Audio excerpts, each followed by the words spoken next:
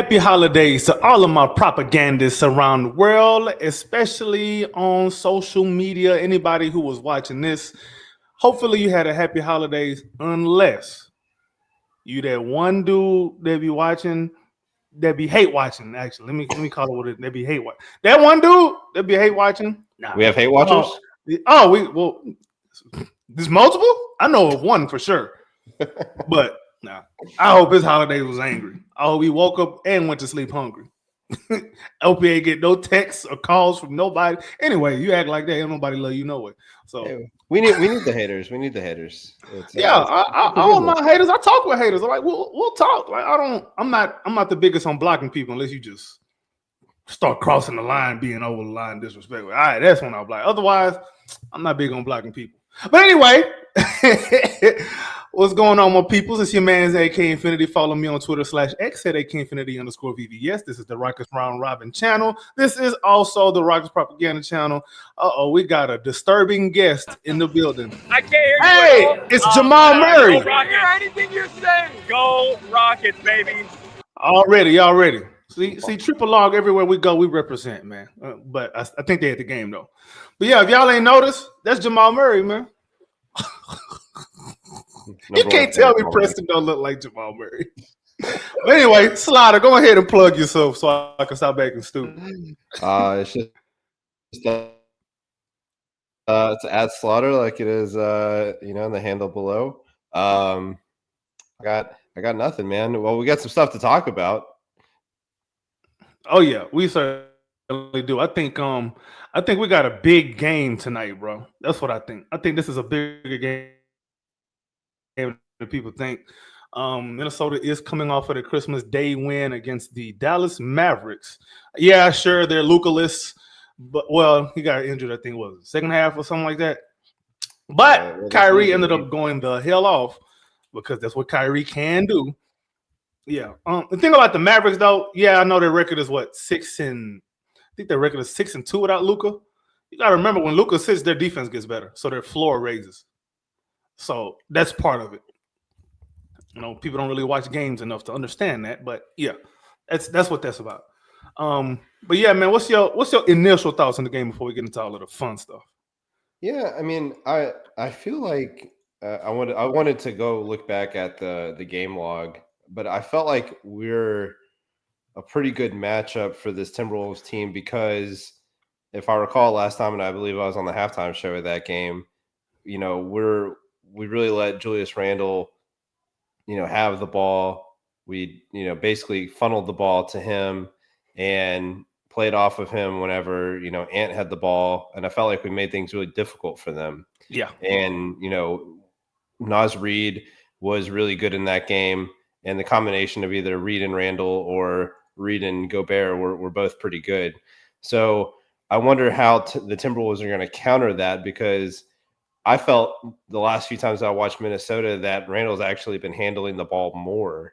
And I wonder if that – I feel like with just him and Gobert, it's still not going to be enough spacing. But it makes more sense to put the ball in his hands because that would open up – it's not someone sagging off in the paint. So I don't know. But I think we're still a pretty good matchup for them. I feel confident unless Randall gets into foul trouble that we'll be able to gum up the works. Well, who does Randall guard this game? Why would he not guard Jabari? Okay. That's a good question, but what if Jabari's at the 5 for a chunk of this game? Yeah, well, I think okay, so then I think they would still have him guard Jabari and then they would have Reid guard Amin or something like that. That's what I would do.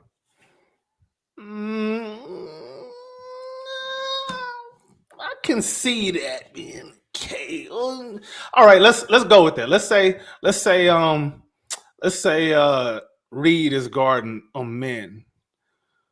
So you're gonna have he is a better help side defender. You can kind of cheat off of Amin a little bit if he doesn't have the ball. So I can see that. And he's, like I said, he's a far better help side defender than Julius Randle. Julius Randle is athletic and as gifted as he is physically, you would think he'd be a much better defender. He's just not a vertical athlete. Yeah, I would expect more like that Karl Malone kind of defense, that Mhm. physical, gritty defense that just put your muscles all over somebody and they can't do pause. Put your strength all over somebody and impose your will defensively on them.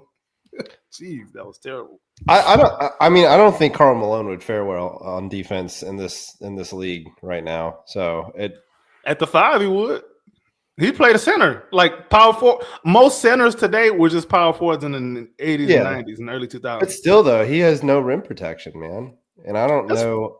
I mean, maybe he moved better. You know, I'm thinking of like the You thinking the Lakers? You thinking of Lakers Malone? No, like even the finals ones. I mean, he wasn't really moving side to side that well. How much did he have to though? The thing is, I wouldn't know because he didn't have to do it. Right, So, exactly. Could he have done it? I don't know. I mean, maybe. Possibly. I believe. I mean, the thing is that they had Jeff Hornacek and John Stockton out there, and they were still a good defense, and there had to be a reason for that. So maybe I'm not giving him enough credit. Yeah, Jerry Sloan, that physical Jerry Sloan defense. Like, imagine it's similar to how we play now, except without all of the freaking switching all over the place. But that, as far as a physicality, yeah, that's how they played defense back in the 90s from a Utah Jazz perspective. They was real physical. The Bulls were too. I don't think the Bulls get enough credit for being as physical as they were. It's just people get enamored with MJ and Pip. MJ was physical. I mean, he's best of both, really. Yeah, he was, but he had his matchups where if you got physical with him, there's certain guys that if they got physical with him, wasn't much he could do. So looking back at the game log from the last matchup, the starters were excellent and the bench was bad, and that coincided with both Dillingham being on the floor with Minnesota, who had a good game against us, and X factor, and then Naz Reid, who always gives us problems, and so. You know, Naz Reid's like, you know, as good as an offensive rebounding team we're like a very average defensive rebounding team. And I feel like Naz Reid's physicality gives us problems because he's, you know, a great shooter and a really physical presence down low. Mm-hmm. So, you know, I don't know. I guess I would like to see who's starting. So we know Dylan's out tonight, right? For sure. I believe he's still out. Out. So with the men, you know, moving into the starting lineup, if Tari's back, you know, then a lot's going to fall on both Cam and Tari to rebound in that second unit when Naz Reid's out there. And if they don't rebound well, then I think we're going to have problems with the second unit. And then that also Jabari, we've been playing Jabari at the center, the backup center. Adams and Landau haven't played much at all lately. So I think that's the two things that I would be keen on this game from our bench unit. I don't know if we see a whole lot of Adams tonight.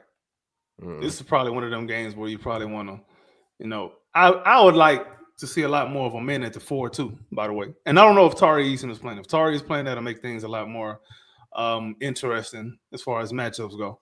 But I want to see. Well, Tate's actually a good matchup, I think, in this game for the record. How much time you think he sees on Ant?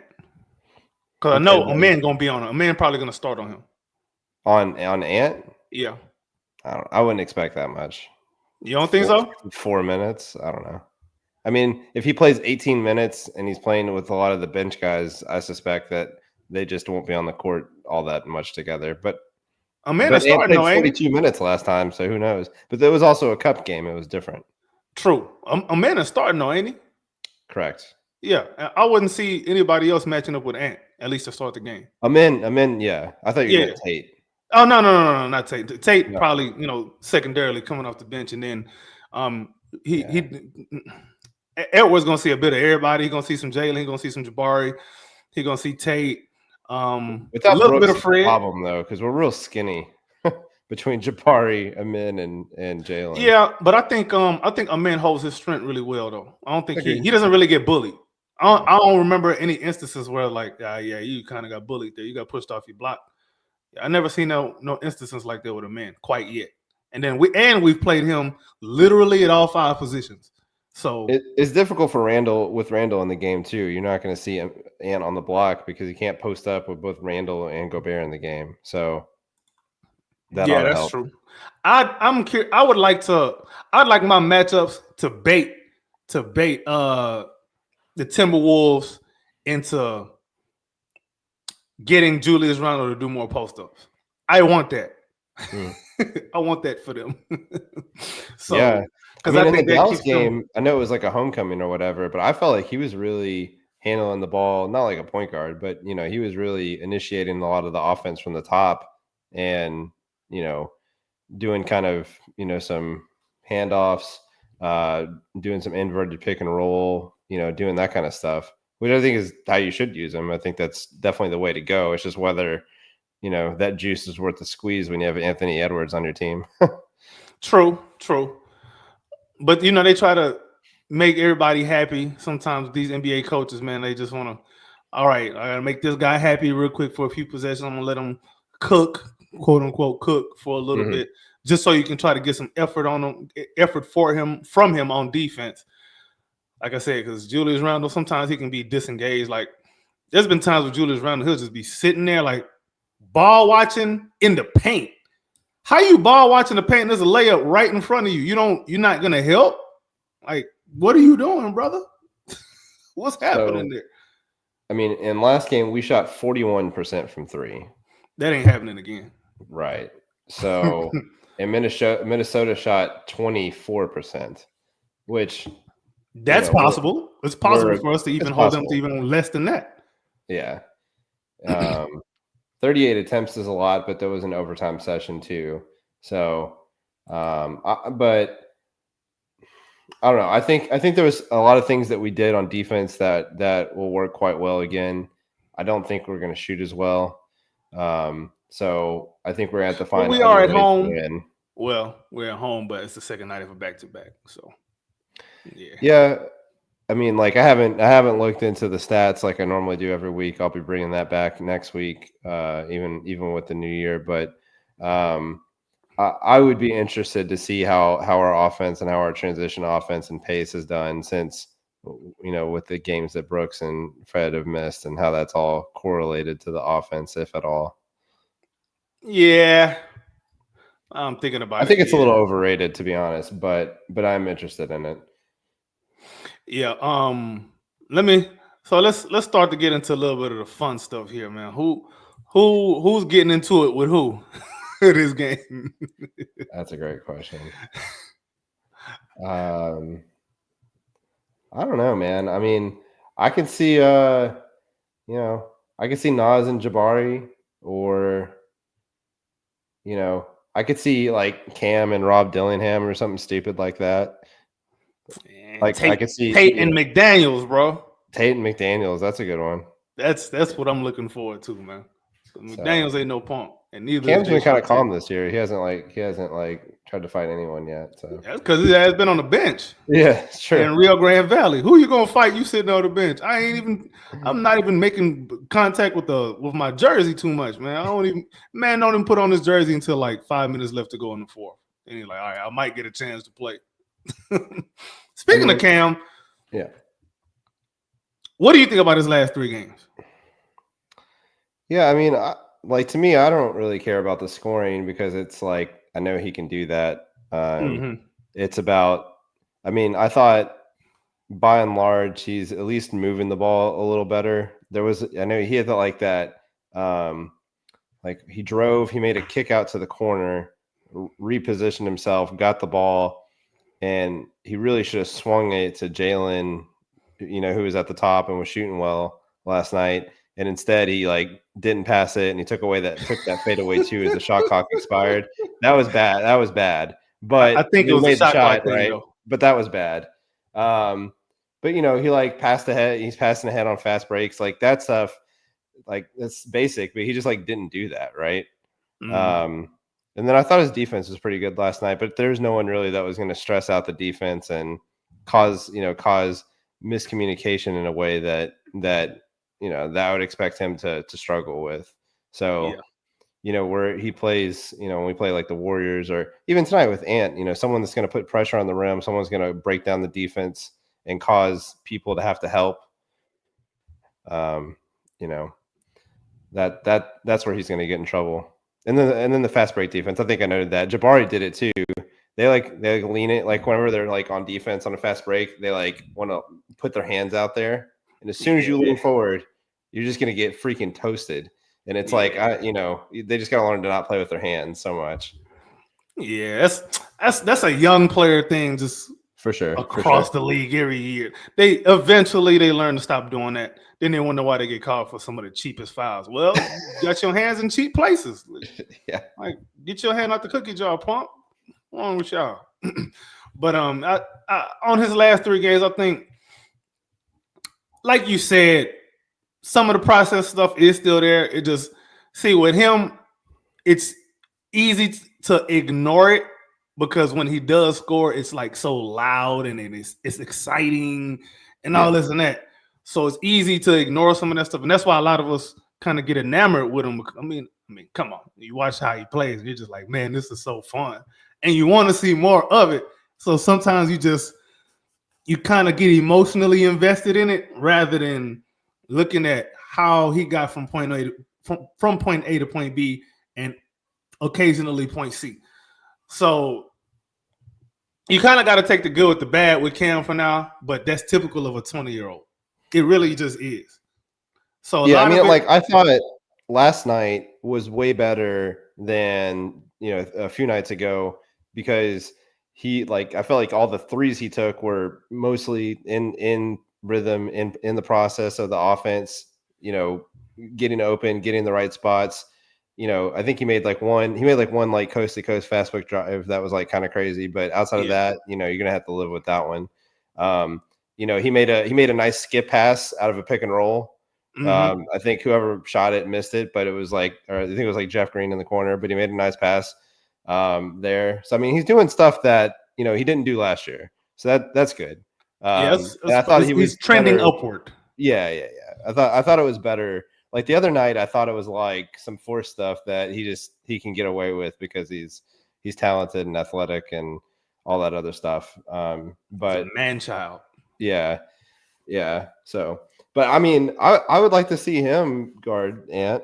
He might get cooked, but it'll be a learning experience.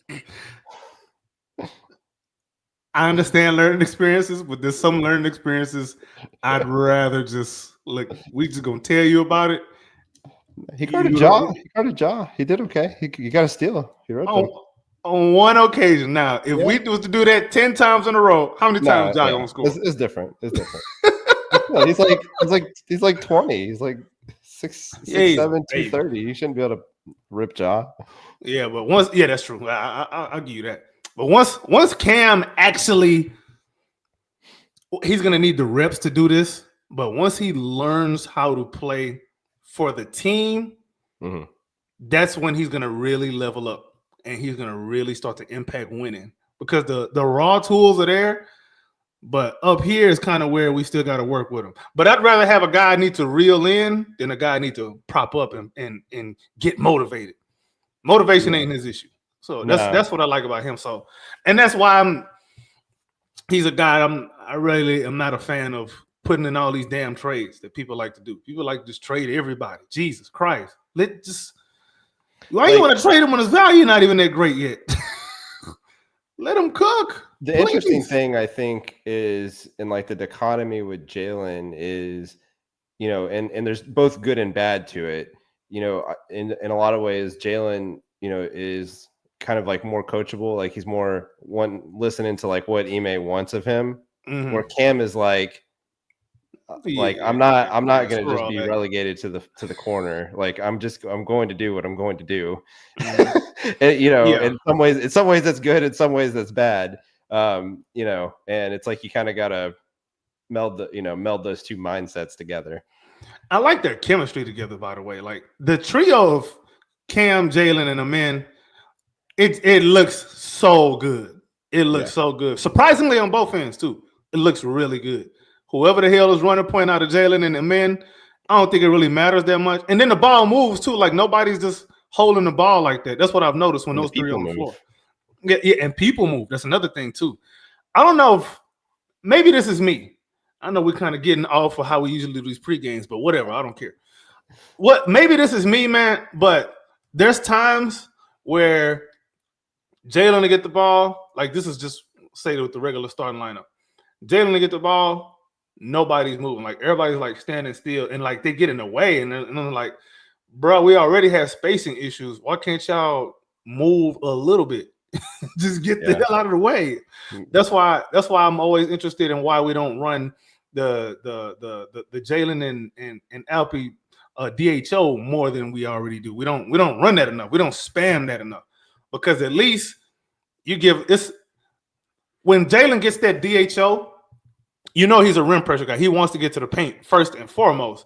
However, if you don't do a DHO, like if you just sit there and want to ISO from the wing, like that's ugly offense. It doesn't work. Like it doesn't work, especially if you don't have enough shooting on the floor. But if you get the DHO action going, there's usually another action happening somewhere else on the floor. Right. So if you blow that up, somebody's open somewhere. And it is interesting though. I don't feel that we use Şengün like at the top or at the elbow, like how Landale and Adams are used. I feel like the way they do it is much better than however we do it with Şengün, or maybe Şengün's not doing it right. I don't know. But I feel like they're really in command of where the ball is going, and they're more apt to hit cutters and see things, and they're prepared to do it more than Şengün is. I don't know. I don't know. I've noticed. I feel like the offense kind of moves better when they're doing it. There's a reason for that. And this is just my pickup on it. I just think it's sometimes like when you have a really good player on your team and they get the ball, you just expect them to make something happen. Whereas when you have a ball in a role player's hand, everybody else is still trying to get open because okay, this person's a role player, so they're probably going to get me the ball. Let's just move the ball around, and whoever gets the shot gets the shot. Gotcha, that's just kind of what I'm thinking. I don't think it's necessarily anything Şengün is doing wrong. I just think it's something that coach needs to instill in these other guys. Like, hey, we're gonna put Şengün right there at the free throw line. All of you need to just move around and find your way to get open. Period. Right. No, for sure. Yeah, there's no reason why we don't do more of that. When Şengün's in the middle of the floor, it opens it opens up so many options for our offense, which is already broccoli. Yeah. Broccoli and no salt. No salt, no cheese. No cheese, no Parmesan, no nothing. It's just regular broccoli. And we're gonna see some of that tonight, especially when Gobert just goes and stands his 7'8" self in the paint and don't go nowhere. Like we're gonna see that. The thing about when Şengün has to play some of these big giant centers like that, it forces Ime to use Alperen a lot differently because you can't just spam post-ups with these guys. Mm-hmm. Imagine trying to do this with Gobert tonight. Imagine trying to do that with like big giant Zach Edey. Like these are not guys that you can easily move out the way like that. Yeah, Gobert's kind of a weird matchup for him in some ways. Şengün can use his skills on the perimeter to do it, but part of it though is like Şengün hasn't taken the easy stuff this year.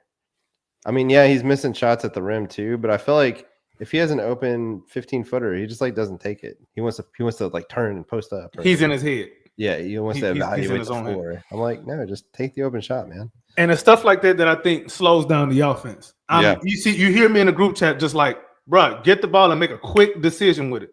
And that goes for the entire. I think that's a starting lineup issue. Right. All the starters had this problem. They get the ball and they want to figure out what to do after. Get the ball. I don't know if you've heard of Kelvin Sampson say, what is it? 3 dribbles. You got 3 dribbles to make a decision. Yeah. 3 dribbles to make a decision, or 3 seconds to make a decision. Do something, but you can't just sit there and hold and stall the offense. Yeah. Fred does this sometimes, where he'll just sit there. He won't know what to do, but he needs a pick in order to get his shot off. That's what he does. No, Fred he need a pick to get his shot off. 100%. Yeah, I like how he played the last game. Though. That's another guy. The whole offense is just inconsistent. The only inconsistent players on our offense has been Dylan and Jabari in the starting lineup. Yeah, definitely recently too. Yeah, Şengün, I don't know what's going on with his. I was having this conversation with somebody on X. They were saying they think it's a rhythm thing. I was like, nah, it's a focus thing with Şengün. Rhythm ain't got nothing to do with you got 10 minutes to play in the first quarter. You only played 2 minutes. You ain't even broke a sweat yet. How you smoking 3 layups in that time span? That ain't got nothing to do with rhythm. That's focus. Right. I mean, my theory is that it's like he's focusing so much on the defensive end that he's having trouble on the offensive end, and that he needs mental, what do you call that? Like stamina. Yeah. There's a little bit of that, and that definitely has some credibility to me. But at the same time, that's why I say catch the ball and make a decision. Right. Whether it's shoot, move, you're dribble, like why are you sitting there waiting? You stop, you catch the ball, and you got to think. Basketball is very much a reactionary sport. Like 1 second, a lot of times it's too long to sit there and make a decision. Well, and if you move the ball, typically the ball starts moving faster. And when the ball starts moving faster, you think less. And so that will help him, then his intuition takes over, which is he has great intuition. That's his superpower. Right. Is his intuition Yeah. and his creativity. Those are his superpowers. But he has to give himself a chance to utilize those skills. Like, don't sit there and take it easy on the defense. You catch the ball, you just looking around. Okay, one of y'all get open. No, you get them open. Catch the ball, make a move. The defense is going to react. Sure, you might know where the double is coming from immediately, but if you sit there and just sit on it to try to figure it out, you stalling the whole offense. If you can't figure it out, catch the ball, find somebody else, move around, go to the pick, either on ball or off ball, do something, but don't just sit there and just catch the ball, because we don't have enough players with a bag on this team to just get away with that kind of stuff. And I think that's 5 seconds left. Go make a play. I mean, I think that is kind of an interesting question. With all the trade talks and stuff going on, like, obviously Şengün's very important to our team, but is he like overly important because we lack playmakers at such a just like bare level that he has these like overinflated numbers, or is he like truly driving good offense at a high level? I'm not sure that we're gonna like figure out that answer to that question this year, but it's an interesting one. I think this is why making the playoffs is so critical, because you have a minimum of 4 games in a high pressure situation, nationally televised games, to get good data and make more informed decisions. Mm-hmm. As much as it's very tempting to, for example, go after De'Aaron Fox, who I've been talking about for a long time myself. Everybody else is just catching up. But instead of making a move that big, I don't think you want to make a move that big during the season, especially as the second seed in the Western Conference. For sure. I'd rather just risk it and just go into the summertime and, with more information, and then, make a decision from there. Somebody else is going to come available. It happens every season. Yep. It's death taxes and somebody either Daryl asking Morey, out or be on the trade block. Morey had a lot of questionable tenants and good tenants, but his best one was you always got to stay ready because you just don't know. Yeah, you just don't know. That's true. But one thing about the Morey approach is it robbed the James Harden era of having a team that had chemistry built up over time. It's like they were expected to have chemistry immediately, or guys were going to go. And then the one team that we did have chemistry with like that, chemistry doesn't always transfer from season to season, because the very next year it didn't look the same. The reason for that too is everybody's scouting report updates, man. And when that happens, you got to update your resume. You just have to, for sure. And then it missed people like Ariza, who was ultimately very important to the team. And, whenever they let him go. Hey, man, James Ennis. Josh Smith. We really thought that man was going to come in here and do something really nice. Oh, yeah, the Josh Smith thing, too, was another one. And, who was another guy? Carmelo for 20 games. Yeah, or Luke Mabate. Like, everyone thought he That's was a guy like, we should have. Yeah, but I understand the injury issues, but we should have kept him, man. We should have kept him. but PJ Tucker was the only guy who was just like, yep. who we knew was going to be there. Yep, for sure. Yeah. So tonight, I think that, or the other thing that's interesting about this game is that Conley didn't play in the first game. Oh, The that's caretaker. True. That's true. That's true. So That's true. I think that Minnesota is going to have a more efficient offense. I suspect that we're not going to shoot as well, and so I think this is. I don't know. I think Minnesota is going to win a close game tonight. That's my intuition on this. I mean, I can't say that I can't see something like that happening. I mean, it's extremely possible with this team, especially how we have our little offensive sputters. Am I mistaken, or is our offense better on the road than it is at home? I gotta look that up. I'll look that up because I feel like it may our be, offense might but be I better think on that's the road. I think that's just random. Well, also some of that is too. so Jalen has actually been good on the road this season, and Alp has not. So they kind of flipped from a season ago. Right. Yeah. I don't know, man. We just got a team that don't make no sense because it doesn't even make sense they were the second seed. That doesn't even make sense. I completely agree. So you just never know what you're gonna get with the squad.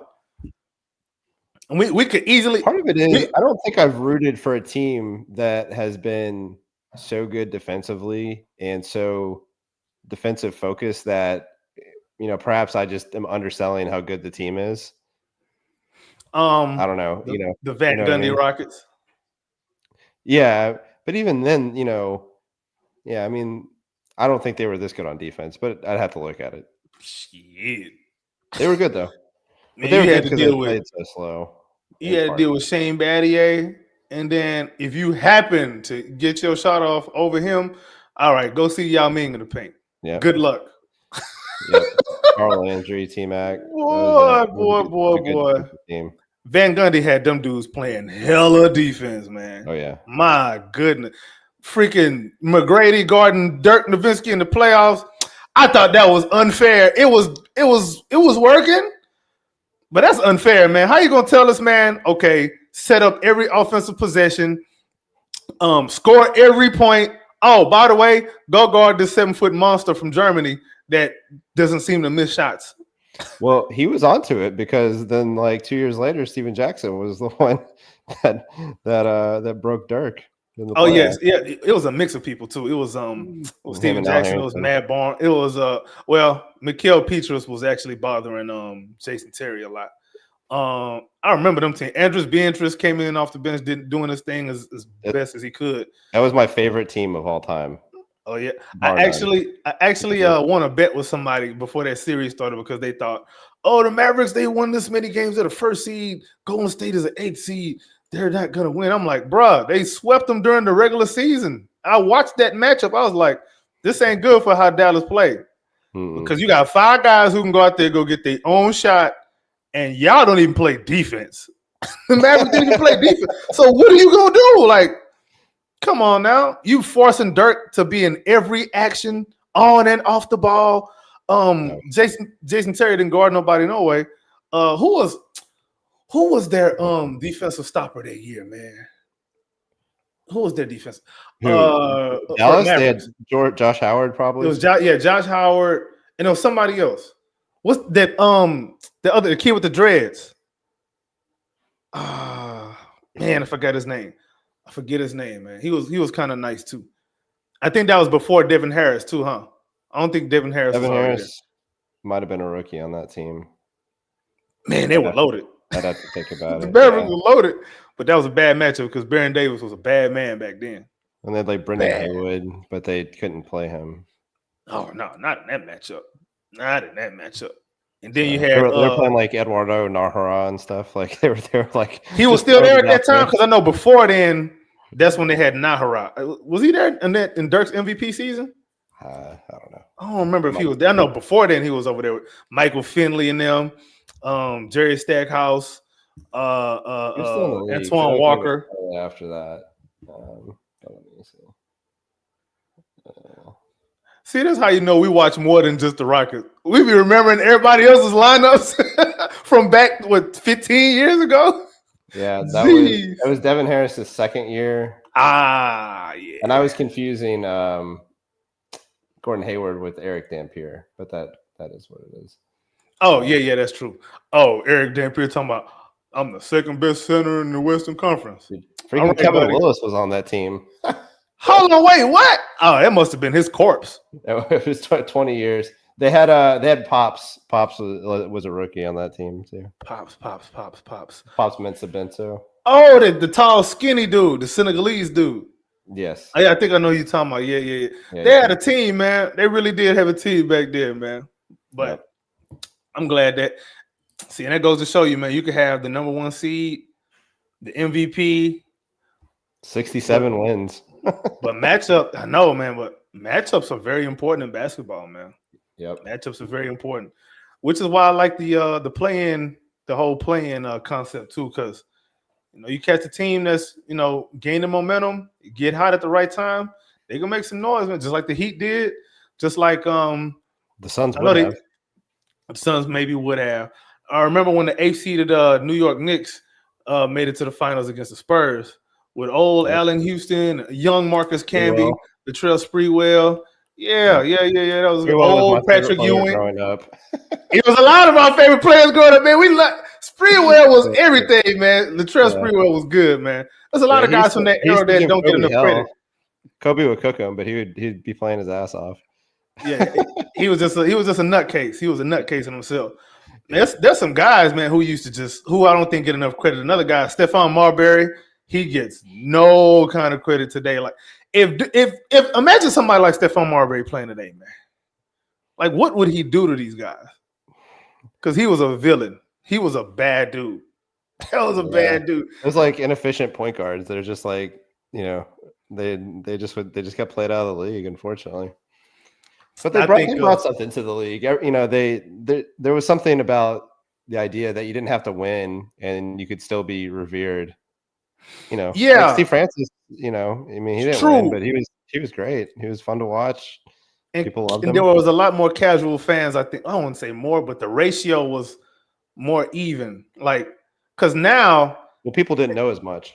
That's true. It wasn't accessible, so it didn't. And I think data has kind of robbed fandom of the sport, like the eye test.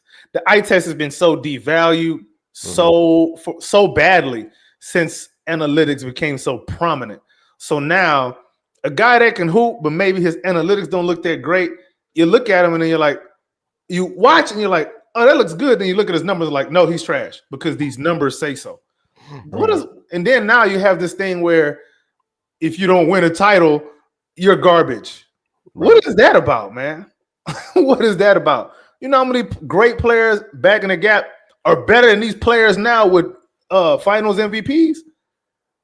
All right, come on now. You mean to tell me you're going to start your franchise with Andre Iguodala over Charles Barkley? Well, he has a title. It's always going to look funny, I think. It's not. It is not aged well. That was poor voting. Yeah, I hate. Yeah, that was bad too. But I just don't like the way basketball discourse is being distributed now. Like I think debate culture is kind of what started the downfall. Yeah. The Skip Bayless and Stephen A. Smith specifically, that cold pizza, that first take.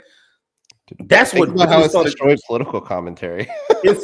I think political commentary has been like that for the longest though. But now it's been so polarized now where if you're not on the right side of the fence with somebody, like y'all can't even be friends. Are you freaking kidding me? Yeah. Right. But it's like but with politics it's like real, right? But the whole thing is a show. I mean, Skip and Stephen A were showsmen, and then they took it to politics, and then you have, Tucker Carlson and Rachel Maddow. Just some of that is a show too, bro. Exactly. But because it's serious, people, who cares about what Skip and Stephen A really think, right? Like, But that we've gone way off the rails. Holy No, we have, bro. But you and I've been meaning to get you like on my podcast one-on-one. So I'm just enjoying it, bro.